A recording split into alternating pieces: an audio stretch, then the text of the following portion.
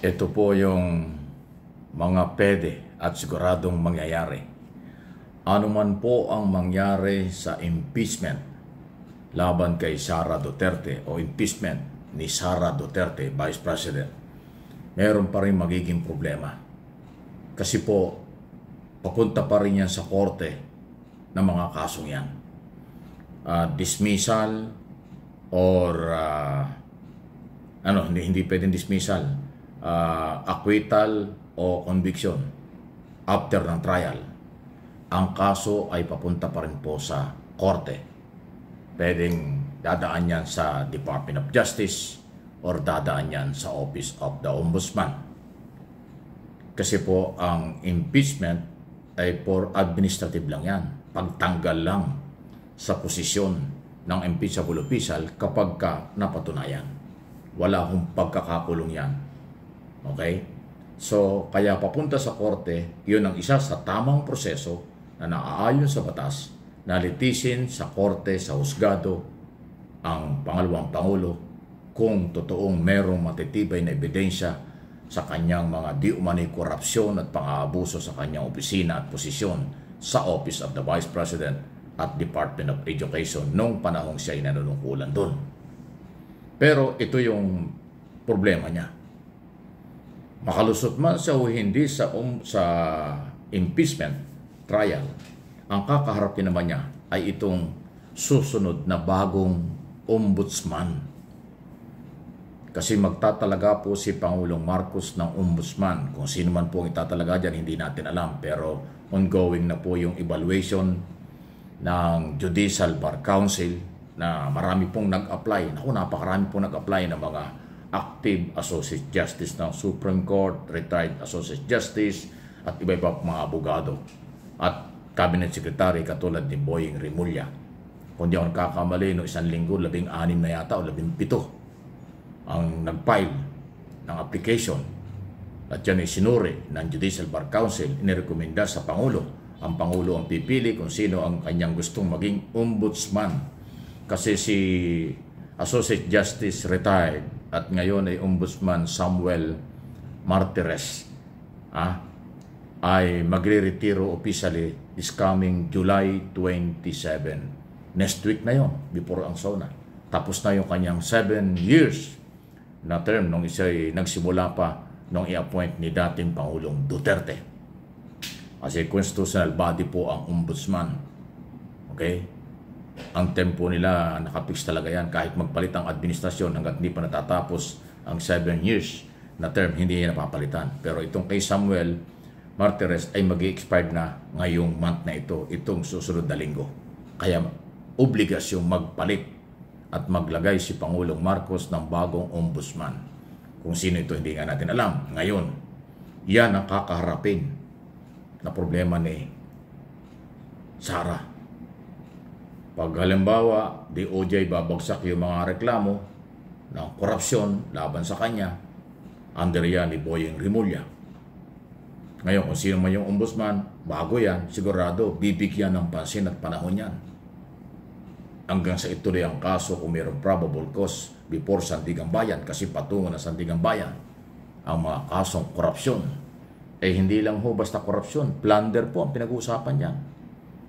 Kasi yung 600 million ay lampas sa 50 million na sinasabi ng plunder law na kapag umabot ng 50 million ang involved sa korupsyon, non-bailable offense yan, kulong habang may trial. Eh kung 600, sobra-sobra. Kaya may pagkakulong. Kaya nga ayaw natin pangunahan, makalusot man siya o hindi, dyan sa impeachment, yung plunder case at iba pang kasong korupsyon, kakaharapin pa rin ni Sara Duterte. Yan po, hindi yan batikos, hindi yan banat. Yan po ang proseso ng batas, proseso ng pagpapail ng kaso at mangyayari against Sara. Kasi yung mga DTS, pag sinasabi mo yung mga Duterte, akala binabanatan na kasi di nakakaintindi sila ng rule of law. Hindi na naintindihan, yan yung balitang totoo, yan yung balitang pwedeng mangyari. Binabalita lang namin, wala namang personalan. Hindi yan batikos, yan ang pwede. Hindi naman pwedeng hindi ibabalita kasi yan ang lehitimo na balita na pwedeng mangyari. Magpasalamat mga kayo, at least advance ito na binabanggit natin na mangyayari naman. Kasi inuulit natin, yung impeachment for removal lang yan, pagtatanggal lang. Walang pagkakakulong ang conviction sa impeachment trial, impeachment court. Kaya papunta ng korte dahil ang korte iba kaysa sa impeachment trial. Ayan po ang sitwasyon. Okay? So, malaya ko yung makapag-comment react sa bagay na yan, maging professional, makataong comment, huwag po yung below the belt o wala sa hulog at nakakadagdag lang ng kaguluhan, kalituhan, sana huwag ganon. Okay? Sunod na pag-usapan natin. Naku, si Senador Chis Escudero. Nag-expired na rin ang kanyang term as Senate President kasi noong June 30 expired na eh. Ngayon hindi pa naman po naihahalal siya sa 20 Congress. Ang 20 Congress sa July 28 magsisimula before ang SONA ng hapon. So, hindi pa pala nakakasiguro. Kasi ngayon, may inside story na pareho na ngayon na may mga nagkiklaim, mayroon pang third party. Kasi iba yung veterans block ni Soto at Lacson. Tapos ngayon itong Duterte 7, parang nagdududa sa galawin ngayon, kaya gusto nilang maglagay ng panibagong kandidato.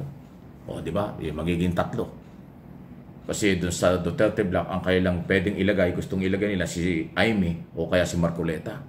Dito naman sa veterans block, ay gusto nila ay si Soto. Dito naman sa grupo ng kabila ay si Escudero. So, nagiging 3. Nung unang mga linggo, may mga resolution na 13 na daw ang senador na pumirma na pabor kay Escudero. Pero ngayon, na naglabasan na yung mga matinding batikos na panawagan at kung ano sinabi ng publiko dahil sa mga sobrang pamumulitika sa Senado, nagising yung mga senador. At tila, nag-iiba na. Merong mga dating kasama doon sa 13 o kasama ni Escudero na mukhang kasama na doon kay Veterans Block na sina Soto, Lacson, Ligarda, Subiri. May sasama sa kanila. Kaya ngayon, nagdududa yung Duterte 7 na sandali, mukhang maglalaglagan. Kailangan maglagay sila ng posibleng kandidato nila. Yung Duterte 7, hindi pwede maging Senate President yun. Kung ilang ang 7 ang number nila, kasi 13 ang kailangan, o higit pa. 7 lang sila. Kaya posibleng yung Soto pa ang medyo lumakas kumpara dito kay Escudero. Kapag himiwalay ang Duterte 7 kay Escudero, natitira 6 na lang. Kasi 13 daw sila. Kung 7 yung aalis, o di 6 na lang.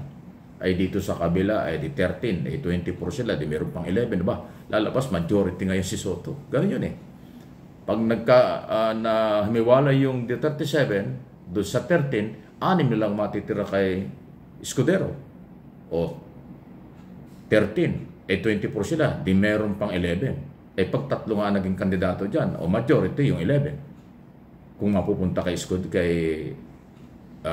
Veterans Block, Soto Group.